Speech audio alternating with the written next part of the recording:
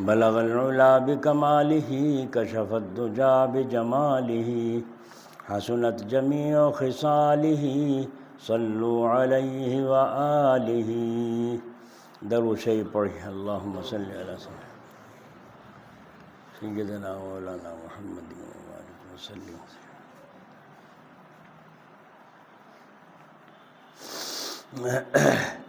بسم اللہ الرحمن الرحیم۔ پچھلے ہفتے میں مضمون یہاں چھوڑا گیا تھا کہ عالم کی صفات کیا ہیں۔ جو شخص زیادت علم کا طالب ہے اس کے اندر قناعتی شان اور توکلانہ شان، فراغت ذہنی، فراغت قلبی ہونا چاہیے۔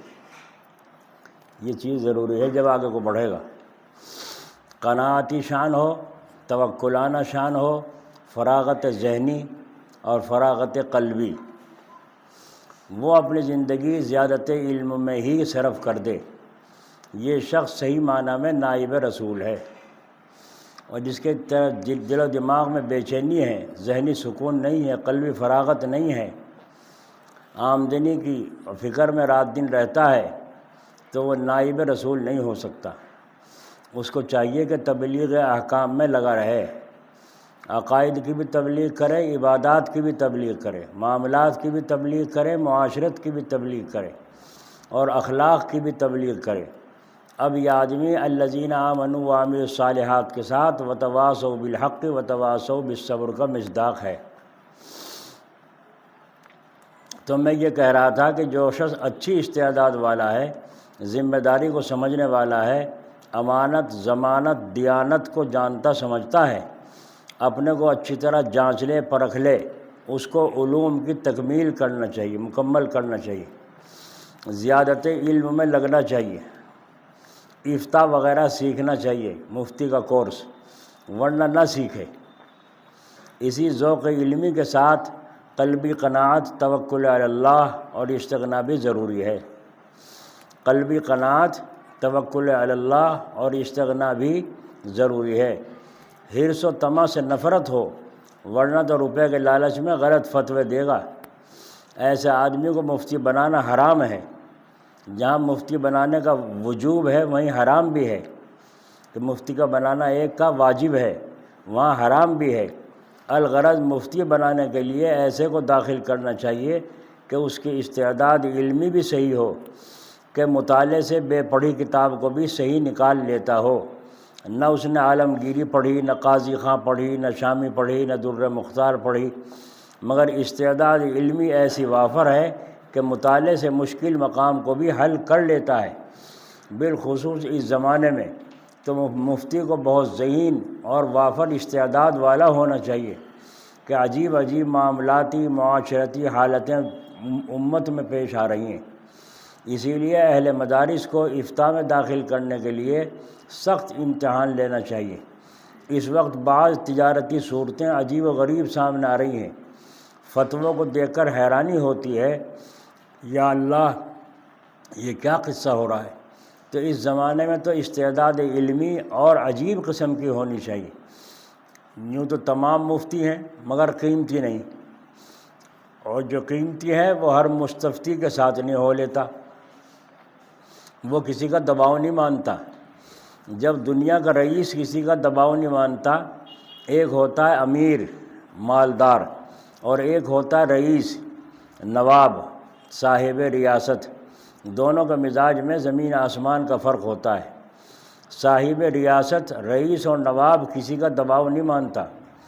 رئیس کی ریاست کا یہ مزاج ہے کہ وہ رعیت کے فرد کے دباؤ میں نہیں آتا۔ تو رئیس اخروی، آخرت کا جو رئیس ہو اور امیر علمی ہو، بھلا وہ دباؤ میں کیوں آئے گا؟ اور جو دباؤ میں آ گیا وہ رئیس العلم نہیں، ضعیف العلم ہے۔ اس میں تحصیل علم کے ساتھ طمع، لالچ دنیاوی گھسا ہوا ہے۔ یہ لالچی ہے اس لیے دباؤ میں آتا ہے، ورنہ عوام کا دباؤ کا خاص لوگوں پر کیا معنی۔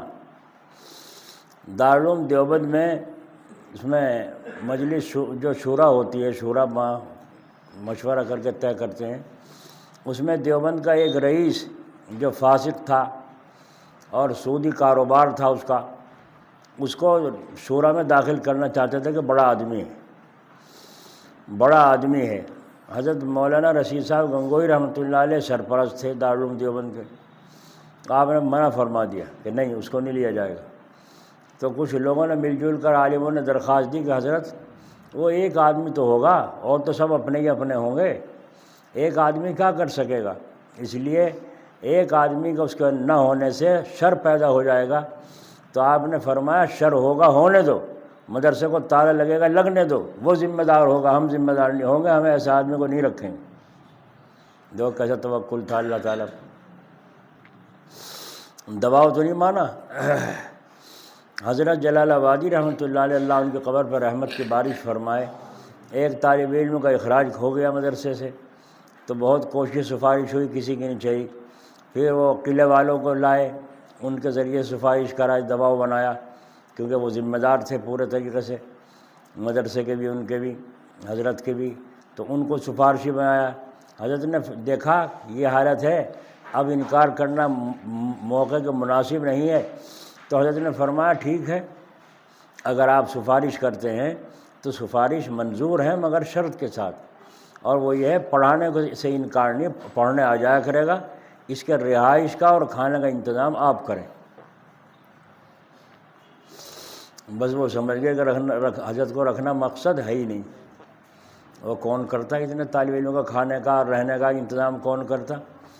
تو قصہ ختم ہو گیا. لیکن حضرت نے بات مانی نہیں. تو فرمایا جو عوام اپنی خواہشات پوری کرنے کے لیے دباؤ مالی ڈال کر فتویٰ حاصل کر لیتے ہیں تاکہ سرخرو ہوں کہ میں نے فتویٰ لے کر یہ کام کیا ہے، ایسے عوام لائق ملامت ہیں، ملامت کے لائق ہیں. اور وہ مفتی جو دباؤ میں آ کر فتویٰ دے دے، رئیس العلم نہیں ہے، علم کا مالدار نہیں ہے، وہ امیر العلم نہیں ہے، غریب العلم ہے. ہاں، رئیس میں استغنا ہوتا ہے، امارت کی شان استغنائی ہوتی ہے. آپ نے سنا ہوگا کوئی عورت کہتی تھی میرا اس میں وراثت میں مال تھوڑا سا ہی مل رہا ہے، اس میں کیا فائدہ ہوگا مجھے لینے سے؟ کوئی ایسا فتویٰ دے، مفتی صاحب سے جا کر کہا کسی مفتی سے ایسا فتویٰ دے جو مجھے زیادہ مال ملے. پھر انہوں نے کہا اچھا 100 روپے لگیں گے. کہا 100 ہی دوں گی، اس زمانے میں 100. اب کہا 100 ہی دوں گی، 100 روپے دے دیے اور فتویٰ دے دیا. اگلے دن انہوں نے فتویٰ کیا دیا کہ ما اغنا عنہ مالہ ما کسب، جو کچھ بھی مال و دولت ہے سارا ماں کا ہے، سارا ماں کا ہے. کہ دیکھ ایسا فتویٰ دیا، دنیا کا کوئی مفتی کاٹ نہیں سکتا. جو کچھ بھی مال و دولت ہے سارا ماں کا، ماں کا سب. تو یہ فتویٰ اس نے دے دیا، 100 روپے لے لیے، لیکن فتویٰ تو فتویٰ نہیں ہے، دیوار پہ مار دینے کے قابل فتویٰ ہے.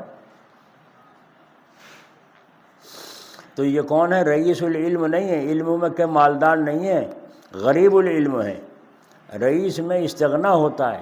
جو آدمی رئیس ہوتا ہے، علم کا اس کے اندر سمندر جوش مارتا ہے. امارت کی شان استغنائی ہوتی ہے. جو دولت مند رئیس نہیں ہے، امیر نہیں ہے، وہ تجارتی زراعتی طور پر دولت کی فراوانی کی وجہ سے دولت مند بن گیا، پیسے زیادہ آئے، آمدنی زیادہ ہوئی، مالدار بن گیا. اس کا مزاج رئیسانہ اور امیرانہ نہیں ہوتا، اس کا مزاج طامعانہ اور حریصانہ ہوتا ہے. تو پیسے کی فراوانی اور ہے، ریاست کی فراوانی اور ہے، منصب خدا دادی اور ہے، اور جو خود حاصل کر کے منصب کو اختیار کر لے وہ اور ہے. جس کو خدا دادی منصب ہوگا اس کا دماغ عجیب شان رکھتا ہوگا، وہ خود حاصل کردہ منصب والے کے دماغ کی شان نہیں ہو سکتی. اس نے تو کھینچا تانی کر کے کشاکشی سے دولت لٹا کر ایک منصب لے لیا، عہدہ لے لیا، لیکن اس کا دماغ تو خود لالچی ہے. آپ تو علماء اکرام ہیں، آپ کو تو اشارے کافی ہیں. العاقل تکفیہ الاشارہ، وہ تو پہلے ہی سے لالچی ہے. اب آ گیا منصب اور عہدہ اس کے ہاتھ میں، تو اس نے خرچ ہی اس لیے کیا ہے کہ ادھر دو ادھر لے لو. جب منصب مل جائے گا 2-4 آدمی پاس آ کے بیٹھیں گے، وہ ادھر سے لیتے رہیں گے، ادھر کو دیتے رہیں گے۔ حضرت مولانا اسد مدنی صاحب رحمۃ اللہ علیہ، اللہ ان کی قبر پر رحمت فرمائے، جب اس نے امریکہ نے اس پہ عراق پہ قبضہ کر لیا اور اس پر چاروں طرف سے بم برسائے، سارے مسلمانوں کے حکومتوں کے دستخط کروا کے کہ یہ بھائی بھائی ایک ہو جائیں گے، پھر تو دستخط کروا لیے، پہلے بندھن ڈال لیے، جب ان کے ساتھ دیا تو اس سے پہلے عراق نے کویت پر حملہ کیا۔ جب کویت پر حملہ کیا تو کویت نے امریکہ کو بلایا، کسے بلاتا تو کسی میں دم تھا نہیں۔ امریکہ نے کہا جب آ سکتا ہوں جب تم سارے دستخط کر کے دو، سارے بھائی جب آؤں گا۔ انہوں نے سب، سعودی نے، عراق نے، سب جتنے تھے سب نے دستخط کر کے دیا، ہاں غلط ہے، جسے عراق کو صدام حسین کو پکڑو اور صحیح کرو۔ جب امریکہ آیا اور آ کر کے پھر اس نے بم برسائے اور پھر کس طرح سارا قصے ہیں سامنے کیا ہوا، تو مولانا اسد مدنی صاحب جمعیت علماء کے صدر تھے۔ آپ نے بیان دیا کہ کویت پر صدام حسین کا عراق کا حملہ ناجائز ہے۔ کیوں اس پر حملہ کیا خام خواہ بلا وجہ؟ کویت پر حملہ کرنا ناجائز ہے، اور امریکہ کا عراق پر حملہ کرنا یہ بھی ناجائز ہے۔ آئی سمجھ میں؟ جس طریقے سے بندھن ڈال کے آج تک فوج پڑی ہوئی ہے امریکہ کے وہاں سعودی میں، سارا خرچہ سعودی حکومت اٹھاتی ہے۔ اتنا بڑا بندھن ڈالا تھا مکاروں نے۔ تو آپ ہر سال حج کو جاتے تھے، پتہ ہی کتنے حج کیے ہوں، شروع سے جوانی سے پہلے سے ابا کے ساتھ حج کرتے چلے آ رہے ہیں، ہر سال حج کو جایا کرتے تھے۔ تو حج کو جب گئے اور مکے سے مدینہ جانے لگے تو راستے میں روک لیا، سرکار نے راستے میں روک لیا۔ 3 گھنٹے تک مغز جنی کی، 3 گھنٹے تک بحث مباحثہ چلا۔ مولانا اسد مدنی صاحب نے یوں فرمایا، اسد کے ذہن میں، آخر میں فرمایا، اسد کے ذہن میں جو حق آیا وہ کہہ دیا، اور اسی پر قائم ہوں کہ عراق کا کویت پر حملہ ناجائز ہے، اور امریکہ کا جو ہے عراق پر حملہ کرنا یہ بھی ناجائز ہے۔ جب دونوں ناجائز کے 3 گھنٹے کے بعد پیچھے چھوٹا، اب سارے ساتھی آگے انتظار، حضرت کہاں رہ گئے، حضرت کہاں رہ گئے، حضرت کہاں رہ گئے۔ جب حضرت آئے فرمایا 3 گھنٹے پسینہ پسین کر دیا۔ یہی بحث تھی کہ یہ تم نے ناجائز کیسے کہا، میں نے دلیلیں پیش کی، سمجھایا بہت کچھ، جب نہیں کام چلا کسی دلیل سے، آخر میں یہ کہا اسد کے دماغ میں جو حق آیا وہ کہہ دیا اور اسی پر قائم ہوں۔ اس کا کیا جواب؟ آخر مولانا کو چھوڑا گیا۔ تو دیکھو جو اہل حق ہوتے ہیں، جو حق پرست ہوتے ہیں اور مخلوق کے جیسے غریب علم والے نہیں ہوتے، وہ کہیں نہیں بہکتے، جان جائے سو جائے۔ تو الغرض میں کہہ رہا تھا، دولتی رنگ اور ہے، عمارتی رنگ اور ہے، اسی طرح شرافت نسب اور خاندان کا رنگ اور ہے۔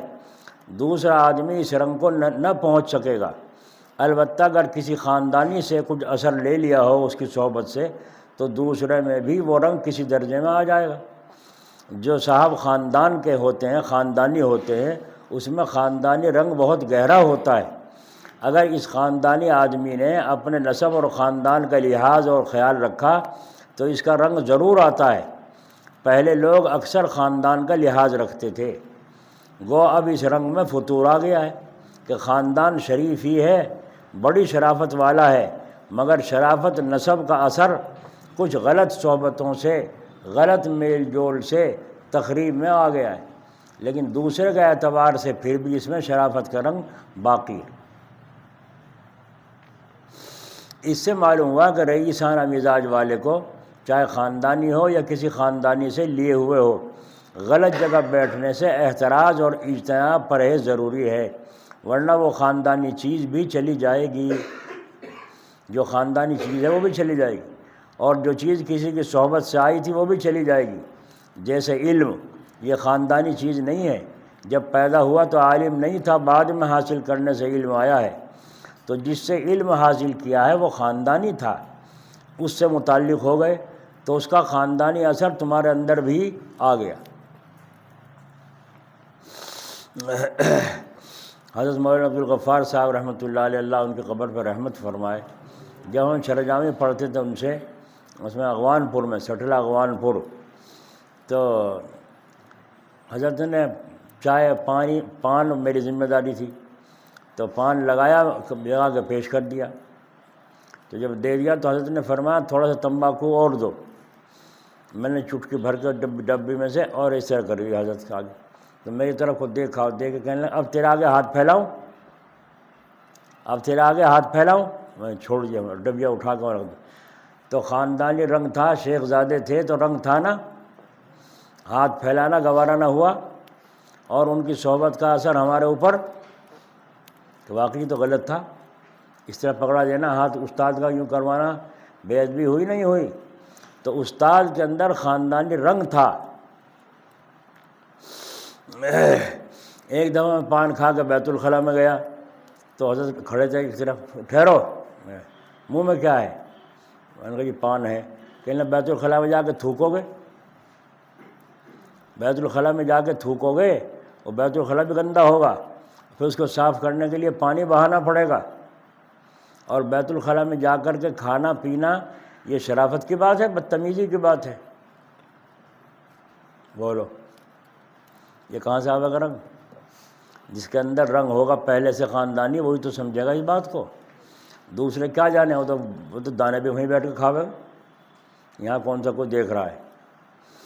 تو بات اس پر چلی تھی، جو چیز کسی کی صحبت سے آئی تھی وہ بھی چلی جائے گی، اس کا خاندانی اثر تمہارے اندر بھی آ جائے گا۔ اس خاندان والے نے غیر کی صحبت نہیں اختیار کی، تو تم غیر کی صحبت کیوں اختیار کرتے ہو؟ ایھا الطلاب، پھر تم غیر جگہ جا کر کیوں بیٹھتے ہو؟ اے خاص لوگوں کی جماعت، کہیں تم عوام کے طبقے میں شمار میں نہ آ جاؤ۔ تم تو خاص ہو، اہل علم ہو، مدرس ہو، تم عوام کے طبقے میں نہ آ جاؤ۔ جہاں عام لوگ کھڑے تھے راستے میں، ایس کریم کھا رہے تھے، کچھ کھا رہے تھے، تم بھی ان کے ساتھ جا کھڑے ہو کے کھانے لگے، تم میں اور ان میں کیا فرق رہ گیا؟ تم میں اور ان میں کیا فرق رہ گیا؟ شاہ پور میں ایک مولوی صاحب چاٹ کھا رہے تھے، امرود کی چاٹ۔ کسی نے کہا مولوی صاحب یہ تو یہاں اچھا نہیں ہے کھانا آپ کا۔ کہنے لگے کیوں؟ دلیل پیش کر دی، یہی تو فرق ہے، قرآن کہنا ما لہذا رسول یاکل الطعام ویمشی فی الاسواق، یہ کیسا نبی ہے کھاوے بھی بازاروں میں چلے پھرے بھی؟ وہ کہاں کی آیت کہاں فٹ کر دی؟ کہاں کی آیت؟ علم ہے مگر علم ناقص ہے، صحبت غلط ہے، ورنہ عالموں کا اس طرح سے سڑک پر کھڑے ہو کے کھانے کا کیا کام؟ نہیں سمجھے؟ ارے سمجھے نہیں سمجھے؟ تم عالم ہی ہو، مسلمان تو ہو، اسلام کا تو لحاظ ہونا چاہیے نہیں ہونا چاہیے؟ کوئی کیا کہے گا، چلے جا رہے ہیں سڑک پہ، کوئی بیڑی میں وہ گھونٹ مارتے جا رہے ہیں، دھواں اٹھتا جا رہا ہے جیسے ریل جا رہی ہو۔ یہ انسانیت ہے، شرافت ہے؟ وہی غلط صحبت میں بیٹھے ہیں، وہی اثر آ رہا ہے۔ تم کو تو ایسی جگہ سے بھی پرہیز کرنا چاہیے جو شبہ کی ہو، مثلاً سینما کے دروازے پر کھڑے کسی عزیز کا انتظار کر رہے ہو جی، تو لوگ تم کو مطعون کریں گے۔ اگر تم صفائی میں کہو بھی کہ میں تو اپنے عزیز کے انتظار میں کھڑا ہوں، تو عام لوگ یہی کہیں گے یہ بھی کوئی کھڑے ہونے کی جگہ ہے؟ جو امام صاحب، مولوی صاحب، حافظ صاحب، حاجی جی صاحب یہاں کھڑے ہیں، ہے نا؟ الغرض اہل علم کو مشتبہ جگہ میں بھی نہ بیٹھنا چاہیے۔ تو ایسے لوگوں کے پاس بیٹھنا جو عوام کے طبقے میں شامل ہے کہاں درست ہے؟ ہائے ہائے کیا شان تھی! اللہ حضرت کی قبر پر رحمت فرمائے۔ بھورے خان صاحب تھے وہاں جلال آباد میں، بڑے ذمہ آدمی تھے، تو حضرت وہاں سے گزرے تو خان صاحب نے تواضع کی، تو مسکرا کے حضرت چلے گئے، جا کے بیٹھ گئے۔ جب بیٹھ گئے تو وہ نوکر حقہ لایا، بڑا بہترین حقہ تھا، پینچدار چمکیلا، تو بہترین حقہ لا کے رئیس نے، اس نوکر نے چلم لا کر حقے پر رکھ دی، اور نے جو تھی ان کے خان صاحب کی طرف، برے خان کی طرف کر دی نے۔ تو بورے خان نے ادھر کو سرکا دی بڑے بھائی کی طرف کو، جو بورے خان کے بڑے بھائی بیٹھے تھے ان کی طرف سرکا دی، دیکھ رہے شرافت، بڑے بھائی کی طرف سرکا دی نے اور نوکر کی طرف کو یوں دیکھا کہ تجھے شرم نہیں آئی؟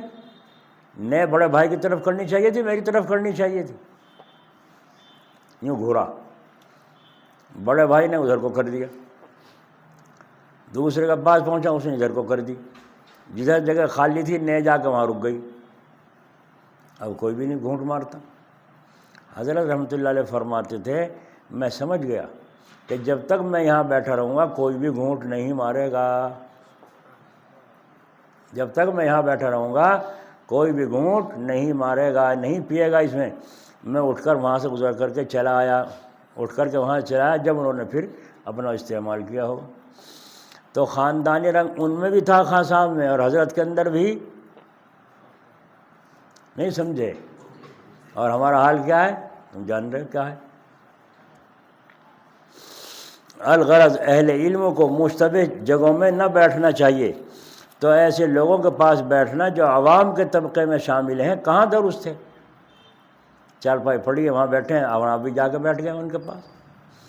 تم اس کا خیال رکھو کہ ہم نے علم کس سے حاصل کیا ہے، اور وہ ماخوذ منہ جس سے علم حاصل کیا ہے کیسا ہے، اس نسبت کا خیال کرو جو تم کو اس کے ساتھ حاصل ہے، اور وہ نسبت کیا ہے؟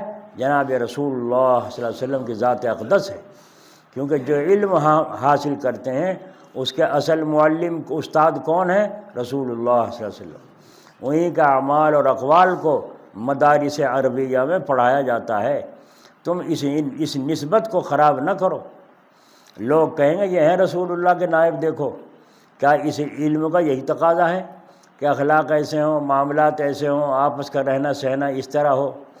اسی کی طرح عوام کو بھی رسول اللہ صلی اللہ علیہ وسلم کے عادات اور اخلاق کے خلاف سے بہت بچنا چاہیے، ورنہ اغیار غیر لوگ کہیں گے دیکھو یہ ہیں نبی آخر الزمان صلی اللہ علیہ وسلم کی امت، ان کو دیکھو کہتے ہیں کہ رسالت ہمارے نبی پر ختم ہو گئی، لیکن نبی کو یہ عقیدہ تو عقیدتاً تو مانتے ہیں، عملاً نہیں مانتے کہ حضور پر ختم نہیں ہوئی۔ اسی طرح خاص کو مخالفت سے بہت بچنا چاہیے، خاص کو بھی مخالفت سے بہت بچنا چاہیے، ورنہ عوام کہیں گے دیکھو یہ ہے نائب رسول جو رسول کا اعمال اور اخلاق کے خلاف کرتے ہیں۔ ہم نے مانا کہ نماز پڑھ لیتے ہیں، مگر کیا مسلمانوں کا دین صرف نماز میں محصور گھر کر رہ گیا ہے؟ دیکھو اس نمازی کا حال کہ اس سے دوسرے کو کیسی تکلیف پہنچ رہی ہے، مسلمان ہے یہ اور 5 وقت کا نمازی ہے، اس کا لڑکا اس سے پریشان ہے، ایسی سڑی سڑی گالیاں دیتا ہے کہ لڑکا اس سے پریشان ہے حاجی سے،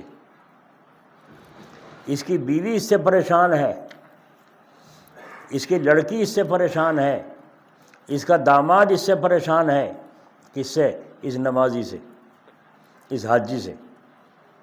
تو ہم نے دین کو نمازی میں گھرا ہوا سمجھ لیا ہے، شاید علم نبی سے اس کو یہی پہنچا ہے کہ کسی کا لے کے دو مت، قرضہ لے لو اور دو مت۔ دیکھو ابھی اس نے دوسرے کو کیسا تکلیف دے کلمہ کہا، وہ بیچارے کا دل دکھ گیا، تنہائی میں رو رہا، ایسا دکھ بھرا لفظ اس نے کہا۔ تو کیا اب نماز ہی میں دین محصور ہو کر رہ گیا ہے؟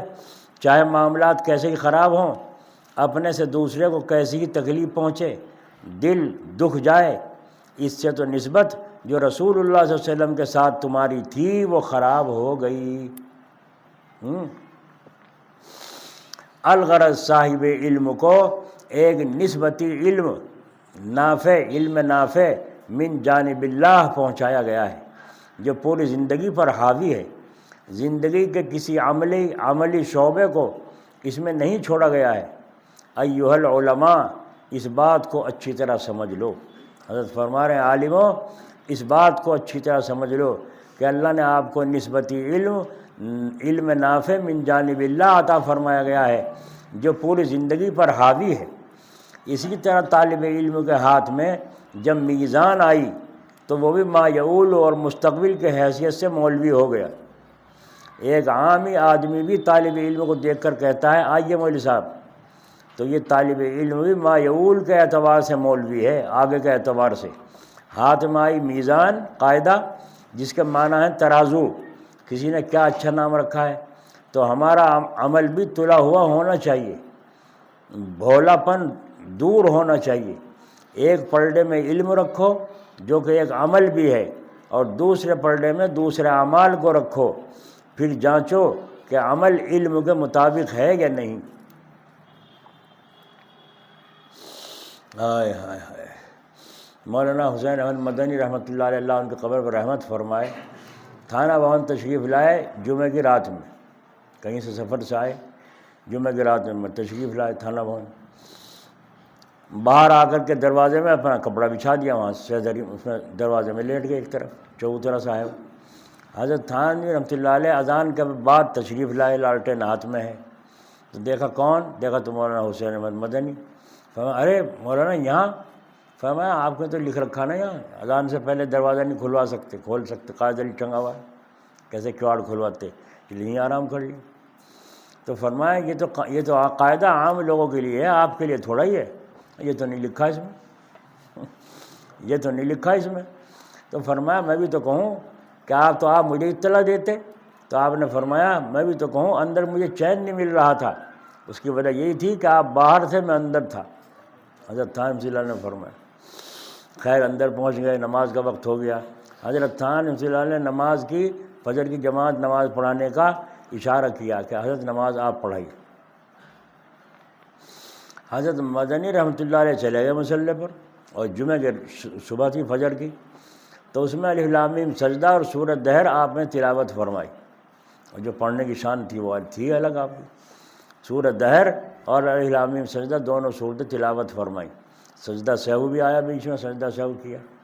سلام پھیرنے کے بعد کوئی گڑبڑ ہو گئی پیچھے، کوئی رکوع میں کوئی سجدے میں یوں گڑبڑ ہو گئی، تو پیچھے سے لوگوں نے کس نے پڑھائی نماز آج، کس نے پڑھائی نماز میں ایسی نماز پڑھا کرنے جی میں سجدہ سے ہو بھی آوے، کس نے پڑھائی نماز ہو؟ کہا وہ نے پڑھائی مولوی وہ حسین احمد، وہ کانگریسی مولوی ہے وہ، اس نے پڑھائی کرنے لگا، ناس کر دیا بیٹا گرک، سارے ملک کا تو کجی رکھا ان نے، ہمارا بھی بیٹا گرک کر دیا نماز کا، کوئی کچھ کہے کوئی کچھ کہے۔ حضرت تھانوی رحمۃ اللہ نے فرمایا آج کی نماز فجر کی وہ ہوئی ہے کہ میں سمجھتا ہوں اس کی برکت سے آج تک کی ساری فجر ہماری قبول ہو جائے، کیونکہ مولانا حسین احمد مدنی نے اس سنت کو زندہ کیا جو ہمارے خیال میں بھی نہیں تھی۔ دیکھا آپ نے، ادھر یہ بیان، ادھر لوگوں کا یہ حال، ادھر یہ حال، چلے گئے اپنا۔ جب چلے گئے تو پتہ چلا فلاں مرید نے یوں الٹی سیدھی باتیں کہی، حضرت سے آگے معافی مانگی۔ حضرت نے فرمایا میرے سے نہیں، ان سے جا کے معافی مانگو دیوبند، جن کی شان میں گستاخی کی ہے۔ وہ وہاں گئے، جا کے کہا حضرت آپ نے فجر کی نماز پڑھائی تھی، مجھے ہمیں پتہ نہیں تھا، اور ہم نے زبان سے کچھ الٹا سیدھا لفظ کہہ دیے، ہمیں معاف فرمایا۔ فرمایا جاؤ معاف ہے، جاؤ معاف ہے۔ آئے آگے کہا حضرت معاف کر دیا انہوں نے، تو اب آپ بھی معاف فرما دیے۔ یہ کہا تھا تم نے، ہم نے یوں کہا ہے، یوں تو نہیں کہا، اور پھر کیسے معافی؟ واپس جاؤ اور جا کے یوں کو ہم نے ایسے ایسے لفظ کہے تھے، اور جب وہ معاف کرنے پھر آنا، پھر دیکھوں گا مجھے معاف کرنا ہے یا نہیں پڑھنا۔ پھر گئے واپس، جا کے حضرت سے کہا یہ حضرت وہ ہمارے حضرت ماننے نہیں فرمایا، اور اس لیے میں نے ایسے ایسے لفظ کہے تھے آپ کی شان میں، مجھے معاف کر دو۔ حضرت مدنی رحمۃ اللہ علیہ مسکرائے اور فرمایا جا کے کہہ دینا میں نے بھی خوش دلی سے اسی وقت معاف کر دیا تھا، پھر کرتا ہوں، اور آپ بھی ان کو معاف کر دیں۔ دیکھا نائب رسول کا اخلاق۔ اور ہم کیا کہیں؟ کیونکہ ناک تو کٹ سکے، جان تو جا سکے، معاف نہیں کر سکتا۔ یہ نمازی ہے، یہ حاجی ہے، یا پاجی ہے؟ یہ ہے نائب رسول صلی اللہ علیہ وسلم کے حالات اور ان سے تعلق رکھنے والوں کے حالات۔ پھر جانچو کہ عمل علم کے مطابق ہے یا نہیں۔ اگر دونوں پلٹوں کا وزن برابر ہے تو سبحان اللہ، ورنہ تم خود سمجھ لو کہ کیا ہے۔ میں یہ کہہ رہا تھا طالب علم کو مایعول کے اعتبار سے مولوی صاحب کہہ دیا جاتا ہے، ابھی مولویت پڑھی نہیں۔ بمبئی میں ایک مسافر خانہ حاجیوں کے ٹھہرنے کے واسطے ہے۔ جب پانی کے جہاز سے حج کو جایا کرتے تھے تو حجاج اس مسافر خانے میں جا کے ٹھہرتے تھے۔ اب تو سنا ہے کہ دہلی سے براہ راست ہوائی جہاز سے سفر ہوتا ہے۔ اس وقت بمبئی سے پانی کے جہاز سے سفر ہوتا تھا، وہاں کلی سامان ڈھونے کے لیے لگے رہتے تھے۔ جو صاحب حج کرنے کے لیے جاتے تھے وہ کلی ان کو حاجی صاحب کہہ کر پکارتے تھے۔ جو مہمان خانے میں ٹھہر رہے ہیں ان کو کلی حاجی صاحب کہہ کے پکارتے تھے۔ حاجی صاحب جہاز کا وقت ہو گیا ہے، حاجی صاحب میں کھانا کھانے جا رہا ہوں، تو ابھی ان حاجی صاحب نے حج نہیں کیا مگر وہ کلی حاجی صاحب کہہ کے پکار رہا ہے۔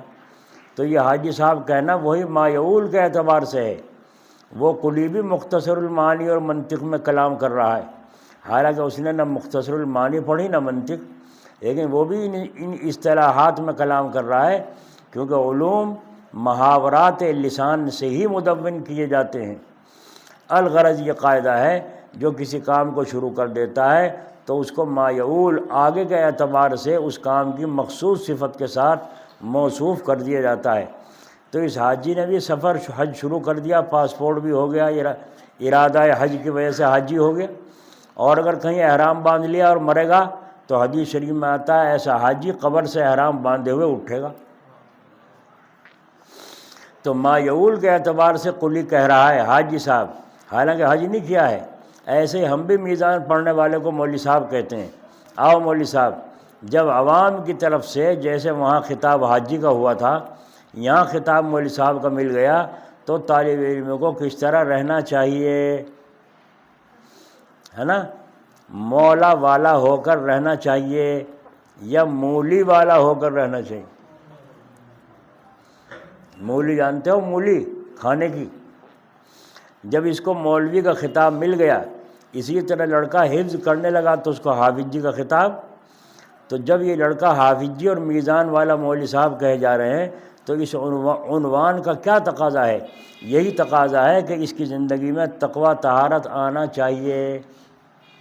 سڑکوں پر کھڑے ہوئے موبائل کان میں لگا ہوا ہے، حافظ جی کے مولانا صاحب کے بات کر رہے ہیں، موقع محل ہوتا ہے۔ حضرت عمر رضی اللہ عنہ نے دیکھا ایک مرد عورت راستے میں بات کر رہے تھے، آ کے ایک درہ مارا اس مرد کے، ایک درہ مارا۔ فرمایا اس سے کیوں بات کر رہا ہے، اس عورت سے کیوں بات کر رہا ہے؟ انہوں نے کہا حضرت یہ میری بیوی ہے، اس سے بات کرنے میں کیا گناہ ہے؟ اچھا تیری بیوی ہے، اچھا تو پھر یہاں راستے میں کھڑا ہو کے بات کیوں کر رہے ہو، جس سے دیکھنے والوں کو شک پڑتا ہے کہ نہ کسی نام حرم سے بات کر رہا ہے؟ اب اس نے کہا ہم مسافر ہیں، یہاں کے نہیں ہیں، ہم مشورہ کر رہے ہیں کہاں ٹھہریں، کہاں کو جاویں، کیا کریں، یہ مشورہ کر رہے ہیں۔ تو حضرت عمر رضی اللہ عنہ کو احساس ہوا کہ تو نے بغیر تحقیق کیے ہی ان مسافروں کے درہ مار دیا۔ تو حضرت نے فرمایا لو یہ درہ لو، اپنا بدلہ لے لو، لو یہ درہ اور اپنا بدلہ۔ تو علم کا تقاضا تھا نہ تھا، یہ مار دیا تو مار دیا، یہ تو ہمارے بائیں ہاتھ کا کام ہے۔ پولیس والا ہو اور ایسی حرکت کرے معافی مانگ لے، نہیں ہو سکتا۔ تو انہوں نے کہا میں نے حضرت آپ کو معاف کر دی۔ جب معاف کر دیا، جب آگے تشریف لے گئے تو کیا یہی تقاضا ہے؟ اس زندگی میں تقویٰ طہارت آنا چاہیے۔ عنوان اور معنوین کی خبر دیتا ہے تو مولوی علم کی اور حافظ جی حفظ کی خبر دے رہا ہے، پس علم اور حفظ کا جو تقاضا ہے اس کو بجائے لانا چاہیے۔ عنوان سے معنوین کی طرف استدلال کرنا یہ مثل دلیل انی کے ہے، اور معنوین سے عنوان کا پتہ چلانا یہ دلیل لمی کے مثل ہے۔ دلیل لمی، دلیل انی، یہ استدلال کے دو طریقے ہیں جن کو علماء جانتے ہیں۔ دھواں دیکھ کر سمجھ لینا کہ آگ موجود ہے، یہ دلیل انی ہے، اور آگ دیکھ کر پتہ لگا لینا کہ یہاں دھواں بھی ہے، یہ دلیل لمی ہے۔ اصطلاح منطق میں اول کو استدلال اور ثانی کو تعلیل کہتے ہیں۔ اسی طرح مسلمان جو ترجمہ ہے مسلم کا، تمہارے واسطے حق تعالیٰ نے پہلی کتابوں میں اور اس کتاب قرآن کریم میں نام کیا رکھا ہے؟ مسلم۔ کیا نام رکھا ہے؟ کس نے رکھا؟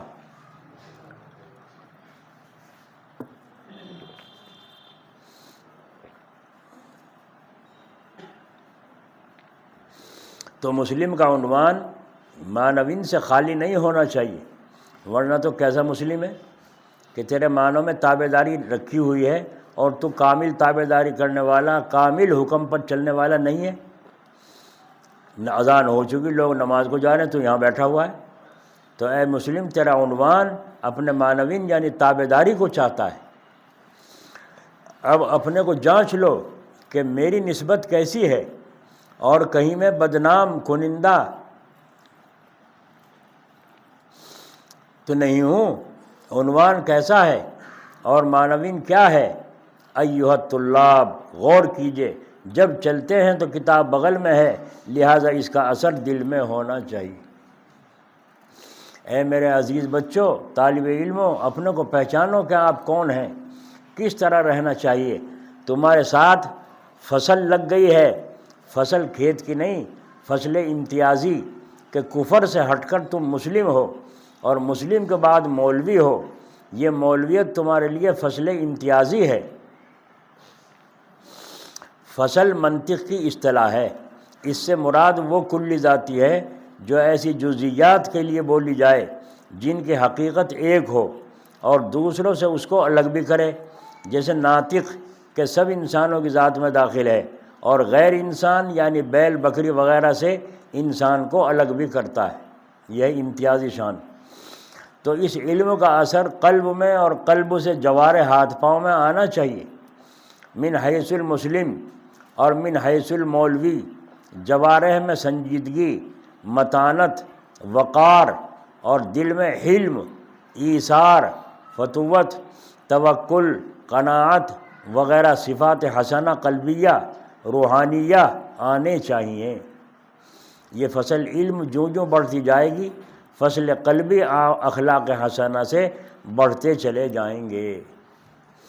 جتنا عالم پرانا ہوگا اتنا ہی کام کا ہوتا چلا جائے۔ اسی فصل امتیازی کی وجہ سے حشر کے میدان میں حق تعالیٰ کافروں سے فرمائیں گے وَامْتَازُوا الْيَوْمَ أَيُّهَا الْمُجْرِمُونَ، اے کافرو، تم آج کے دن مومنوں سے جدا ہو جاؤ۔ جسے دنیا میں تم مومنوں سے جدا رہے، یہاں بھی جدا رہو۔ تو اسلام فصل امتیازی ہے، یعنی فرق پیدا کرتی ہے یہ فصل۔ اس نے شرک سے جدا کر دیا۔ اسی طرح شرک خفی بوئے ریا یہ بھی نہ ہونا چاہیے۔ بس توحید خالص ہو۔ کیسی توحید خالص؟ ایسی کہ اللہ تعالیٰ کے ناموں میں سے ایک نام نافی بھی ہے، تو اس نافی نے کلمہ طیبہ کو لا سے شروع کیا، جس کے معنی نفی کہیں، انکار کہیں۔ تو یہ توفیق الہی سے آپ حضرات کی برکت سے نیا عنوان ہے۔ تو اس ذات نافی نے کلمہ طیبہ کو لا کے ساتھ شروع کر کے اشارہ فرما دیا کہ اے مومن، تیرے اندر سب سے پہلے غیر اللہ کی نفی ہونا چاہیے، انکار ہونا چاہیے۔ اس بات پھر دیکھا جائے گا۔ پہلے تو انکار کر، اللہ کے علاوہ دوسرے کا انکار کر۔ پہلے تو شرک کی جڑ کاٹ کہ کوئی نہیں ہے، کوئی نہیں ہے، سب کی جڑ کاٹ دے۔ اس بات ثبوت تو پھر دیکھا جائے گا۔ تو لا نفی کو کہہ کر یہ مومن بھی غیر اللہ کے لیے نافی ہو گیا۔ قلب کے اندر بھی نفی اور زبان پر بھی نفی، تو پھر غیر اللہ کی طرف ذرہ برابر بھی مائل ہونا کیسا؟ سبحان اللہ۔ اللہ تعالیٰ توفیق عطا فرمائے۔ بادشاہ نے لوگوں کو جو مسلمان تھے ان کو سمجھایا، نہیں مانے۔ جب نہیں مانے تو بادشاہ نے کہا کڑھائی چڑھاؤ تیل کا، کھدے لگ گئے تیل میں، کہ جو خدا کو مانتا ہے، ایک خدا کی پرستش کرتا ہے، وہ ہاتھ اٹھاؤ۔ ہاتھ اٹھائے، جو ہاتھ اٹھائے اسے پکڑے کڑھائی میں ڈال دے، وہ گرتے اس میں پکوڑا ہو جائے۔ ایک عورت کو کہا کہ یہ اسے لاؤ پہلے، اس کے نرمانے سے ہو سکتا ہے ان مردوں کے دل بھی نرما جائیں۔ اس عورت کو کہا وہ عورت لا الہ دل میں رچائے ہوئے تھی۔ اس سے کہا کہ بول، ایک خدا کو چھوڑتی ہے، ہمارے بادشاہ کو سجدہ کرتی ہے نہیں کرتی، خدا مانتی ہے؟ اس نے کہا کہ نہیں مانتی۔ انہوں نے کہا بچے سے ہاتھ دھوئے گی؟ کہا کچھ بھی ہو۔ بچہ چھین لیا اس سے اور چھین کر کڑھائی میں پھینک دیا۔ ڈالتے ہی اندر پتہ نہیں چلا بچہ کا کہاں گیا۔ عورت کلیجہ پکڑ کر نیچے بیٹھ گئی، صدمہ تو صدمہ ہی ہوتا ہے، نیچے بیٹھ گئی۔ جب نیچے بیٹھ گئی اور کہا اس کو بادشاہ نے اب اس عورت کو پوچھو اگر مانتی ہے تو ٹھیک ہے، ورنہ بھی اس کو پکڑ کے اسی میں دھکا دے دو۔ جب اس عورت کا ہاتھ پکڑ کے کھینچنے لگے، وہ پیچھے کو کھینچنے لگی، اندر سے بچہ اوپر کو ابھرا اور اس کڑھائی کا کنہ پکڑ کر جیسے ٹھنڈے پانی میں نہا رہا ہو، اس طریقے سے کنہ پکڑ کر یوں کہا، اماں بے فکر ہو کے چلی آؤ، یہاں تو بڑے مزے ہیں۔ اللہ اکبر! جو پہلے گرے مسلمان ہو تو پکوڑا بن گئے، ختم ہوئے۔ اللہ تعالیٰ کو اس عورت کے اس ایمان کی برکت دکھانی تھی کہ تیرا ایمان کتنا مضبوط ہے، اور تجھے ہم تسلی دے رہے ہیں، اس موت کے تیل سے گھبرا مت، اس کے اندر اللہ نے جنت چھپا رکھی ہے۔ یہ دروازہ ہے، یہ دروازہ ہے۔ تو آپ اندازہ لگائیے، یہ ہے زبان پر بھی نفی ہو تو پھر غیر اللہ کی طرف ذرہ برابر بھی مائل ہونا کیسا؟ یہ خلاف توحید ہے۔ پلڈی کی ایک کسانی نے حضرت مولانا حامد حسین صاحب رحمۃ اللہ علیہ کو خط لکھا کہ شادی ہے یہاں ہمارے رشتہ داروں میں سسرال میں، اگر جاؤں تو دین چھوٹتا ہے، اور نہ جاؤں تو برادری چھوٹتی ہے، خاندان چھوٹتا ہے، توڑ پیدا ہوتا ہے، میں کیا کروں؟ تو حضرت نے جواب میں لکھا کہ ایک ہی راضی ہو سکتا ہے۔ بس یہ جواب تھا، ایک ہی راضی ہو سکتا ہے، یعنی یہ تو اللہ کو راضی کر لو یا برادری کو۔ تو ایمان کہیں کا نام ہے؟ بولو بھائی، قبر کے اندر کوئی ساتھ دے گی برادری؟ یہ تو مٹی ڈال کے ہاتھ جھاڑ کے وہیں سے وہیں واپس ہو جائیں گے، آگے کون جائے گا؟ آگے کون جائے گا؟ اس کے واسطے مر رہے ہو، اس کے واسطے کھپ رہے ہو، برادری کی ناک کٹ جائے گی۔ تو اس کو فرماتے ہیں مومن بھی غیر اللہ کے لیے نافی ہو گیا، یہ خلاف توحید ہے، ذرہ برابر بھی کسی کی طرف مائل ہونا۔ اسی لیے حق تعالی شانہ ارشاد فرماتے ہیں وَلَا تَرْكَنُوا إِلَى الَّذِينَ ظَلَمُوا فَتَمَسَّكُمُ النَّارُ، اے مسلمانوں تم ظالم لوگوں کی طرف مائل نہ ہو، کہیں تم کو دوزخ کی آگ نہ لگ جائے۔ دیکھو کیا بات کہی، فتمس، تمہیں چھو نہ جائے، دوزخ کی آگ نہ چھو لے، کہیں ان ظالموں کے ساتھ نہ ہو۔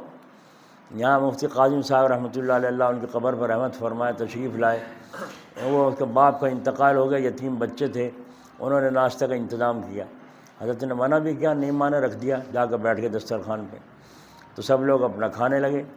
تو حضرت مفتی صاحب نے اس طرح ہاتھ ڈال کے اس میں انار کے 2-3 دانے یوں کر کے اٹھا کے فرمایا اس سے جاؤ پانی لاؤ، اور یہاں منہ کی طرف کو ہاتھ کیا، وہ تو پانی لینے گیا لڑکا، آپ نے ہاتھ نیچے کر کے وہ دانے اس میں ڈال دیے، میں دیکھ رہا تھا برابر میں غور سے، ایک دانہ بھی منہ میں نہیں جانے دیا۔ اور ان لڑکوں کو کیا معلوم ہوا حضرت مفتی صاحب نے ہمارے ہاں ناشتہ کیا ہے، اور دیکھنے والے سارے کہیں گے دسترخوان پر بیٹھے تھے، ناشتہ کیا ہے، مگر ایک دانہ بھی اللہ کے ولی نے نہیں کھایا ہے۔ کیوں؟ اس لیے کہ اللہ دیکھ رہا ہے، اللہ ہے۔ اور اس دیکھنے کا اثر کیا ہوا اللہ تعالیٰ کی محبت کا؟ یہاں بڑھانے میں ان کے رشتہ دار ہیں، تو وہاں شادی تھی، میں بھی گیا ہوا تھا، تو ہم دونوں باہر بیٹھے تھے، اندر بلایا گیا، اندر بلا کے کھانا ایک طرف کمرے میں وہاں کھلایا بٹھا کے، وہ تو باہر کھڑے کھڑے ناچ رہے تھے، اپنا کھا رہے تھے، ہمیں دونوں کو ایک طرف بٹھا کے کھلایا اندر کمرے میں۔ جب نکاح کا وقت آیا، نکاح کے لیے آگے بیٹھے تو 3 کھڑے تھے، وہ لیے مشین نے، یہ بھی ہوگا بلو بھی شاید وہیں ہیں، یہ بھی تھا وہیں، 3 لیے کھڑے تھے ادھر سے ادھر تک مشین نے، فوٹو کھینچنے کے لیے۔ حضرت نے منع کیا، بھائی اس کی کیا ضرورت ہے، اس کی کیا ضرورت ہے؟ تو وہ نہیں مانے۔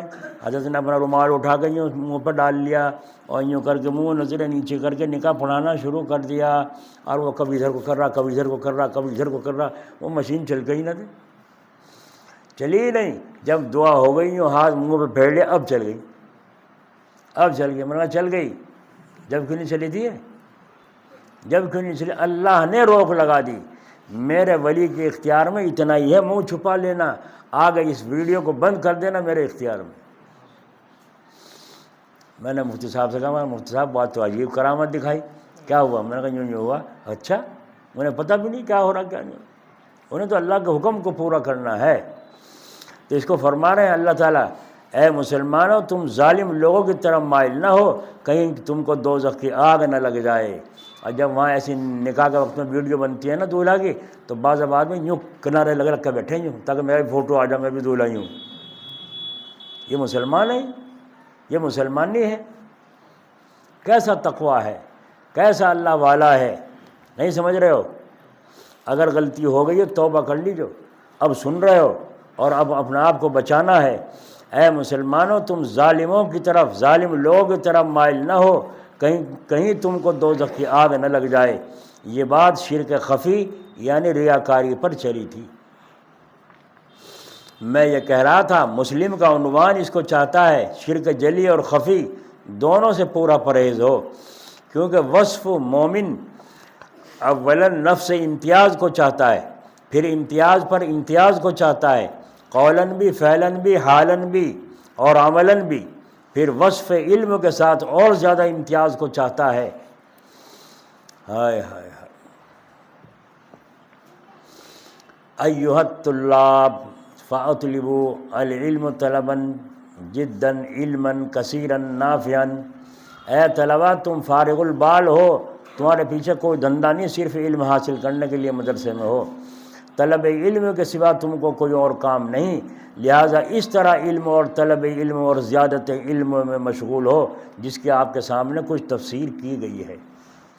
اور یہ حضرت جو فرما رہے ہیں جلال آبادی رحمۃ اللہ علیہ کی مجلس ہے، یہ حضرت کا خود یہ حال تھا، یوں فرماتے تھے جب میں دارالعلوم دیوبند کمرے میں رہتا تھا، پڑھتا تھا مدرسے میں، تو مجھے یہ خبر نہیں تھی کہ یہاں اس کمرے میں کون کون طلبہ کہاں کے ہیں۔ بتائیے، ایک کمرے میں رہتے ہیں مگر یہ خبر نہیں، کبھی نوبت ہی نہیں آئی اس پوچھنے کی تم کہاں کے رہنے والے ہو۔ اور آج دوسرے مدرسے والوں سے دوستی ہیں طالب علم۔ حضرت فرما رہے ہیں مجھے یوں پتہ نہیں تھا، اور پڑھنے کے زمانے ہی سے حضرت تھان رحمۃ اللہ علیہ سے اصلاحی تعلق تھا۔ فرماتے ہیں دھوبی اگر جمعرات کو کپڑے نہیں لایا اور جمعہ کے دن دیر میں لایا تو پریشانی ہوتی تھی، میں بعض دفعہ سخصوص لفظ کہہ دیتا تھا اسے دھوبی کو، پھر میں نے اس کو جو سخصوص کہا اس کے صلے میں پیسے زائد دینے شروع کر دی۔ 1 روپیہ اگر بیٹھا تو 1.5 روپیہ دے دیا، اس کا جی خوش ہوگا، بیچارے کو میں نے برا بھلا سخصوص کہہ دیا تھا۔ اس کے بعد فرماتے ہیں پھر یہ حالت ہو گئی کہ اگر ہاتھ پر آ کر برن یا تتنگیاں بیٹھ گیا تو اسے اڑانے کی ہمت ہی نہیں ہوتی تھی، پھینک دوں اٹھا کر وہاں ماروں دور پھینک کے، نہیں، کیوں؟ اللہ کی مخلوق ہے، اللہ ہی اسے پال رہے ہیں، اللہ کے حکم کے بغیر آ کے یہاں نہیں بیٹھی، کیونکہ اللہ کے حکم کے بغیر ذرہ بھی پتہ بھی حرکت، تو میرے ہاتھ پر آ کے بیٹھی ہے، اللہ کی مخلوق ہے، اللہ تعالیٰ نے اس کو پالا ہے، اللہ ہی کے حکم سے یہاں آ کے بیٹھی ہے، کاٹے گی بھی تو اللہ کے حکم سے۔ آ رہی سمجھ میں؟ مریدو کس کس کے مرید ہوئے بیٹھے ہوں گے، ہے نا؟ یا اب سوچیں حضرت، اب سوچا زیادت علم کا بڑھانا، اب سوچا اسے اڑاؤں یا نہ اڑاؤں؟ علم کیا کہتا ہے؟ موذی ہے، تکلیف دینے والی چیز ہے، اور اللہ کے رسول صلی اللہ علیہ وسلم نے فرمایا تکلیف دینے والی چیز سے پہلے اسے ختم کر دو، تمہیں تکلیف نہ پہنچا دے، برن تتنیاں ہو پہلے ہی مار دو، کہیں کاٹ نہ لے، ہے نا؟ سانپ آ گیا نماز توڑ کے اس کو مارو کہیں کسی کے کاٹ نہ لے۔ تو حدیث شریف یوں کہہ رہی ہے، اور میرا دل کیا کہہ رہا ہے؟ اللہ کی مخلوق ہے، کیسے ماروں، کیسے اڑاؤں؟ یہ اصلاح کا رنگ تھا، رحم دل میں ایسا پیدا ہو گیا، اصلاح کا رنگ تھا، اور وہ شریعت کا رنگ تھا، اور علم کو بڑھانا ہے۔ اب علم کو اس میں انطباق جوڑ کیسے کروں؟ سمجھ میں نہیں آیا۔ حضرت تھانوی رحمۃ اللہ علیہ کو فوراً خط لکھ دیا، وہاں سے جلال آباد تھانہ، اگلے دن وہاں سے روانہ ہو گیا، خط پہنچ گیا۔ اس میں کیا لکھا حضرت ہیں؟ فرمایا دوسرے کو بتلا دیا کرو، یوں نہیں کہا مار دو، کیوں؟ اگر یوں کہیں مار دو تو جو علاج چل رہا ہے، اصلاح چل رہی ہے دل و دماغ کی، وہ ختم ہو جائے گی، اور اگر یوں کہیں کہ تم مار دیا کرو تو وہ ختم ہو جائے گی اصلاح، اور اگر یوں کہیں اڑا دو اور نہ اڑاؤ اور اس نے کاٹ لیا تو تکلیف پہنچے گی۔ اس لیے حدیث بھی اور اصلاح بھی دونوں چیزوں کو حکیم نے جمع کر دیا اور فرمایا دوسرے کو بتلا دیا کرو. دوسرے کو جب بتاؤں گا چھوڑے گا وہ تو مارے گا, کیوں کر کے مارے گا ایک دم سے, ہے نا. ایک دفعہ حضرت بیٹھے تھے یہاں پنڈلی میں, کھٹمل نے کاٹ لیا, وہاں جو بچھے ہوئے تھے اس میں کھٹمل ہو رہے ہوں گے, ایک کھٹمل نے کاٹ لیا, کھجا رہے ہیں, کھجلی بڑھتی جا رہی. پھر یوں کر کے دیکھا اور دیکھ کے یوں فرمایا کسی چیز نے کاٹا ہے, اور یوں دیکھ رہے ہیں غور سے, ادھر کو ہم بھی دیکھ رہے ہیں, اور بھی دیکھ رہے ہیں. تو ہماری تو نظر پڑ رہی, حضرت کی نظر پڑ گیا. فرمایا وہ ہے چھوٹا سا کیا ہے, یوں کر کے کہہ رہے ہیں وہ ہے چھوٹا سا کیا ہے. دیکھا تو کھٹمل جا رہا موٹا سارا. ایک آدمی پکڑ کے لے گیا باہر, جا کے باہر رگڑ دیا ہوا. لیکن حضرت نے نہیں مارا. کیوں نہیں مارا؟ اصلاح چل رہی, علاج چل رہا ہے. جب چاولوں کو منع کیا ہے تو چاول کا ایک لقمہ بھی وہی اثر کرے گا, ایک پلیٹ بھی وہی اثر کرے گی. تو ہمیں بنانا ہے, حکیم الامت چاہتے ہیں مسیح الامت بناؤں, اور مسیح الامت جب بنے گا جب میری پوری اطاعت کریں گے.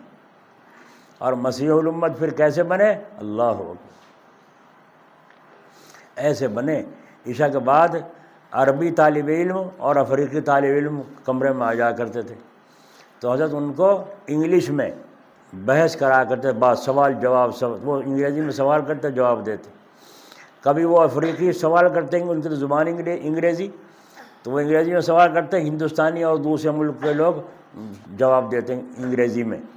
تو سوال جواب کرتے گھنٹہ آدھ گھنٹہ اس میں خرچ ہوتا تھا حضرت کا.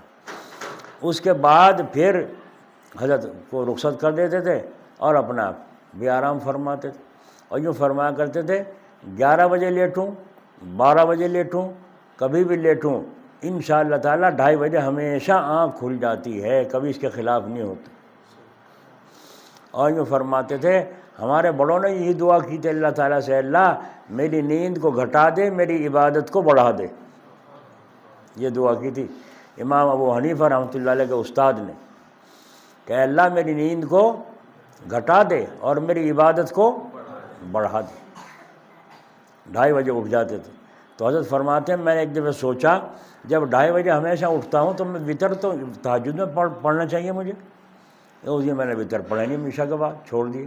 اس دن آنکھ ہی نہیں کھلی, رات کو آنکھ ہی نہیں کھلی. یعنی اللہ تعالیٰ نے تنبیہ فرمائی, تم نے اپنے اوپر گمان کیوں کیا, میں اٹھ جاؤں گا, وہ تو ہم اٹھاتے ہیں, تم کون ہو اٹھنے والے. تو میں ختم کر دی, آج آنکھ ہی نہیں کھلی. یہ تھا حضرت کا مقام. تو جب وہ سب چلے گئے, حضرت جی اٹھ کر بستر پر تشریف لے گئے, تو جا کے دیکھا لحاف کے اوپر, سردی کا زمانہ ہے, لحاف کے اوپر بلی گھر کی پلیجی سو رہی ہے. حضرت نیچے پیچھے ہٹ گئے اور اپنی جگہ آ کر کے بیٹھ گئے, وہی چادر جو تھی وہ اوڑھے. بلی کے اٹھنے کا انتظار ہے, بلی اٹھتی نہیں, حضرت جی بستر پر جاتے نہیں. یہاں تک کہ تہجد کا وقت ہو گیا اور وضو کر کے نماز میں مشغول ہو گئے, بلی ایسی خراٹے لے کے سوئی سردی میں لحاف کے اوپر, وہ نہیں اٹھی. دیکھا تربیت, دیکھی تربیت. یہاں بڈھا حاجی جھوٹا لیے جا رہا ہے اور بوجھ لاد رکھا دنیا بھر کا, اور چڑھائی آ گئی تو مار رہا دبا کے لٹو سے, منہ نکال رہا ہے, منہ پھاڑ رہا ہے, بجا رہا ہے لٹھی حاجی. جب کیسا حاجی ہے کہ بھائی ہے نا یہ قصہ یہ. اور وہاں بلی بستر پہ بیٹھی ہے تو حضرت اس کو بلی کو اٹھاتے نہیں کہ اس کی نیند خراب ہو جائے گی. واہ واہ, یہ تھا وہ تربیت. اسے کہیں پیری مریدی, اسے کہیں مرید بننا, رسول اللہ کی پارٹی میں داخل ہونا. اب ایک آدمی نے کہا جی مرید کر لو, اچھا بھائی, اور اب مرید ہونے سے کہیے ایک گھر میں گھر والی کو ڈر بھی لگے تعویذ بھی دے دو. تو تعویذ لینا آیا, مرید ہونا آیا؟ تو نے تو مرید ہونے کو تعویذ کے برابر کر دیا. تعویذ تو دنیا داری کا سودا ہے, مرید ہونے کا اور تعویذ کا کیا تعلق. یہاں تک کہ ایک خط میں اگر مرید ہونے کے لیے لکھا ہے اور اس میں آخر میں دعا بھی لکھ دی کہ میں پریشان ہوں دعا فرمائیے, تو حضرت اس کو واپس فرما دیتے تھے کہ پیر مریدی کا قرضے سے کیا تعلق, اس خط میں کیوں لکھا ہے. نہیں سمجھے؟ تو ہم نے نازک چیز کو اتنا بڑا تعلق جو آخرت تک کے لیے ہے. یوں فرماتے ہیں اے محمد صلی اللہ علیہ وسلم تمہارے ہاتھ میں جو ان مریدوں کا ہاتھ آیا یہ ہاتھ میرے ہاتھ میں ہے. کیوں؟ ید اللہ فوق ایدیہم، کہ تمہارے ہاتھ کے اوپر اللہ کہہ رہے ہیں میرا ہاتھ ہے. بتاؤ ایسا تعلق نازک اللہ سے جڑ رہا ہے اس مرید کا، اور یہ مرید یوں سمجھ رہا ہے سرسری.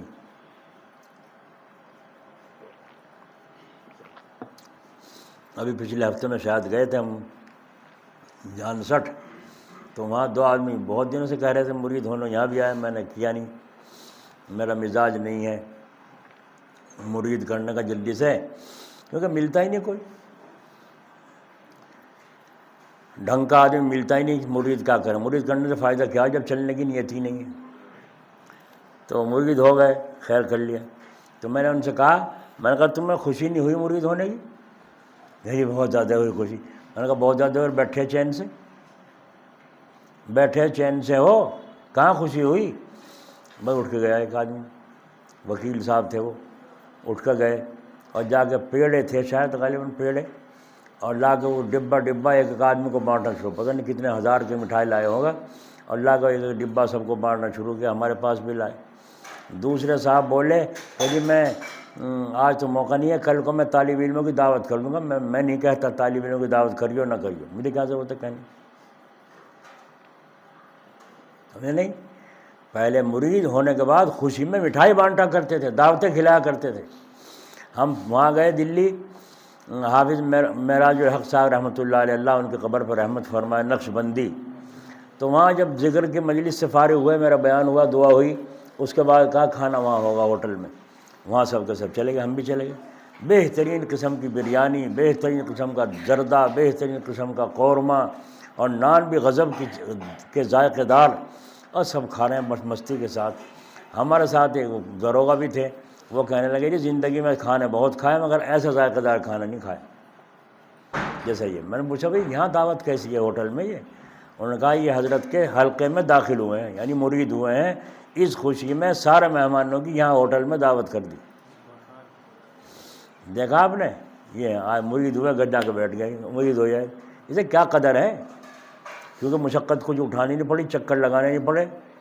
ہاں سگائی اگر ہو جاوے تو دیکھو کیسے لڈو بانٹتے ہیں سگائیوں میں تو لڈو بانٹیں گے، مرید ہونے میں کوئی ضرورت نہیں ہے. بٹراڈے کے خان صاحب وہ لڈو کے ٹوکرے، 2 ٹوکرے لے کر کے حضرت خان رحمۃ اللہ علیہ کے پاس تشریف لائے، مرید ہونے کے لیے. نوکروں کے سر پر ٹوکرے رکھے ہیں. دیکھ لیا حضرت نے، فرمایا خان صاحب کیسے؟ کہ جی آج بیعت ہونے آیا ہوں، آپ نے فرمایا تشریف. اچھا وہ دیکھ لیا ٹوکرے کیا، ان میں کیا ہے کہ لڈو ہیں، مرید ہونے کے بعد یہ بٹیں گے، تقسیم ہوں گے. نوکر سر پر رکھ کے لائے. حضرت نے فرمایا اتنا تکبر اس کے اندر بھرا ہوا ہے، بڑائی، کہ نوکروں کے سر پر ٹوکرے رکھ کے لایا ہے، یہ بڑائی کی بات ہے. حضرت نے فرمایا بھائی مجھے تو جلدی ہے، مجھے کاندلے جانا ہے، کاندلے چلو میرے ساتھ، اور وہاں چل کر دیکھیں گے، موقع ہوگا تو انشاءاللہ وہاں بیعت کر لوں گا. اب نوکروں نے سر پر وہ اٹھائے لڈو کے ٹوکرے، کاندلے پہنچ گئے. حضرت اس کام میں مصروف رہے. وہاں سے فارغ ہونے کے بعد جب چلنے لگے تو حضرت نے فرمایا او ہو خان صاحب وہ تو یاد ہی نہیں رہا بات، میں کام میں مصروف ہو گیا، اب جھنجھانے جا رہے ہیں، وہاں چلیے، وہاں دیکھا جائے گا، وہاں دیکھا جائے گا. خان صاحب سمجھ گئے اور فرمایا حضرت میں سمجھ گیا ہوں. کیا سمجھے؟ فرمایا اے ٹوکرے یہاں رکھ دو، تم جاؤ. نوکروں کا جاؤ، اور ٹوکرے میں اب اٹھا کے چلوں گا، آپ جھنجھانے جاؤ، شاملی جاؤ، بنت جاؤ، کہیں بھی جاؤ، میں آپ کے ساتھ ساتھ چلوں گا، دونوں ٹوکرے میرے سر پہ ہوں. حضرت نے فرمایا بس مجھے کوئی دوڑانے کی ضرورت نہیں، جو مقصد تھا وہ علاج ہو گیا، آؤ یہیں بیعت کرتا ہوں. تو تکبر جس کے اندر ذرہ برابر ہوگا جہنم سے پیچھے چھوٹنا کا نہیں اس کا. تو اتنی بڑی بیماری نکال لیں حضرت تھان کی، معمولی بات ہے یہ؟ بولو بھائی معمولی بات ہے؟ بہت بڑی بات. بہرحال اس طرح علم اور زیادت علم میں مشغول، شغل بحق کے ساتھ رہو. شغل بحق یعنی اللہ تعالیٰ کے ساتھ شغل رکھو، جڑ جاؤ. حق کہتے ہیں پوری سچی، پکی، کذب جھوٹ سے خالی، باطل سے ممتاز چیز کو. حق کہتے ہیں پوری سچی پکی، کذب سے جھوٹ سے خالی، باطل سے ممتاز چیز کو کہتے ہیں۔ تو علم میں شغل بحق کے ساتھ مشغول ہو، متانت اور سنجیدگی کا اہتمام ہو۔ ہم چلے جا رہے ہیں جوتے پہن کے، تو وہ ایک جوتا کھسر کھسر کر رہا تھا، پیروں میں نیچے چل رہا تھا، تو ہمارے دادا مرحوم نے کہا پیر اٹھا کے چلو، یہ سنت کے خلاف ہے، پیر اٹھا کے چلو۔ یہ کھسر کھسر کر کے نصیرن دائی تھی وہاں بیچاری، ایک نصیرن دائی تھی مشہور، وہ چلے تھی جب سڑک پہ کو سارے محلے میں خبر ہو جاتی نصیرن دائی آ رہی، کیونکہ ایسے کھڑکے تو تھے نہیں، تو وہ ایسی چلا کرتی سڑک پہ کو، اس کے جو جوتے تھے وہ کھڑکا بہت کرتے تھے، تو یہ کہیں ایسے چل رہا ہے جیسے وہ نصیرن دائی چلا کرے، یعنی جوتا اٹھاؤ پیر سے اور اٹھا کے طاقت کے ساتھ رکھو، یہ اللہ کے رسول کی سنت ہے۔ اور چپلوں کو جوتوں کو کھسر کھسر کھسرا کے چلنا، یہ شرافت متانت کے خلاف، سنجیدگی کے خلاف ہے۔ نہیں سمجھ میں آئی؟ ہاں، حضرت مرزا مظہر جان جانا رحمۃ اللہ علیہ کے پاس قاضی جی ان کا دوست کو ناک صاف کرنے کی پڑنے کی تھوکنے کی پڑی ضرورت، چلے اٹھ کے حضرت کے پیچھے سے نظر پڑ گئی، شلوار کا ایک پائچہ اوپر ایک نیچے، بس مرزا صاحب تو سر پکڑ کے بیٹھ گئے۔ ارے قاضی جی کہ تمہارے ساتھ کون ہیں؟ کہا جی میرے دوست ہیں۔ فرمایا تمہارا اس سے گزارا کیسے ہوتا ہوگا؟ اس کے پائچے تو دیکھ لے، ایک پائچہ اوپر ہو ایک نیچے کو، اسے اتنا بھی سلیقہ نہیں ہے کہ پائچے کا کس طرح ہونے چاہیے، برابر ہونے چاہیے یا اوپر نیچے ہونے چاہیے؟ اور پائچوں کے پھیر ہوتے ہیں، آدھے آگے آدھے پیچھے، سڈول برابر ہونا چاہیے یا سارے کے سارے پیچھے ایک کے پیچھے ایک کے آگے کر لو؟ یہ سلیقہ ہے؟ بولو، آئی نہیں سمجھ میں؟ شاید آئی نہیں سمجھ میں، نہیں تو سمجھ تو بس لا الہ الا اللہ الا اللہ بھائی ہوتے بھیا آواز سمجھ، اور کچھ بھی نہیں آتی، یہ آتی ہے نا۔ یہ ساری چیزیں اسلام نے سکھائی ہیں، احسان مانو مذہب اسلام کا، قرآن و حدیث کا، کہ ہم کو ایسی مبارک زندگی عطا فرمائی ہے۔ ایک صحابی نے کہا، ایک کافر نے کہا اے صحابہ سے، کسی صحابی سے، کہ تمہارے پیغمبر ہگنا موتنا بھی سکھاویں، ہگنا موتنا بھی سکھاویں؟ تو صحابی نے شرمندگی محسوس نہیں کی اور دھڑاکے سے کہا ہاں، ہم پہ ہگنا موتنا بھی آتا، جانوروں کی طرح ہگتے موتتے تھے، ہمارا ہگنا موتنا اللہ کے نبی نے سکھایا۔ کس طرح استنجا کرو، سردی میں کس طرح استنجا کرو، گرمی میں کیسے استنجا کرو، چھوٹا استنجا کیسے کرو، بڑا، یہ سب لکھا ہوا ہے۔ یہ اسلام کی شان ہے، ایسا مذہب شاندار ہمارا مسلمان، اور ہوتے پھر رہے ہیں ذلیل تو یہ ہو رہے ہیں، ہم نے اسلام کو چھوڑ دیا، ہم نے اسلام کو چھوڑ دیا۔ ارے بھائی ہاتھ دھو لو، کھانا کھائے، ابھی نماز پڑھ کے آیا ہوں، تو میں کب کہہ رہا نماز نہیں پڑھی تو نے؟ میں تو یوں کہہ رہا ہوں کھانا کھا لو، ہاتھ دھو لو، میں یوں تو کہہ رہا ہوں نماز پڑھ کے آیا ہوں ابھی وضو کر کے۔ ارے وہ وضو تھی نماز کی، یہ وضو ہے کھانے کی، یہ وضو ہے کہیں گی کھانے کی۔ اور وضو میں ان سے تو توڑوں گا لقمہ، ان سے بلا چٹکی دھو لوں۔ کسی کا زہر لگ رہا ہو یہاں آتے میں سارا رگڑ کے صابن سے دھوے گا؟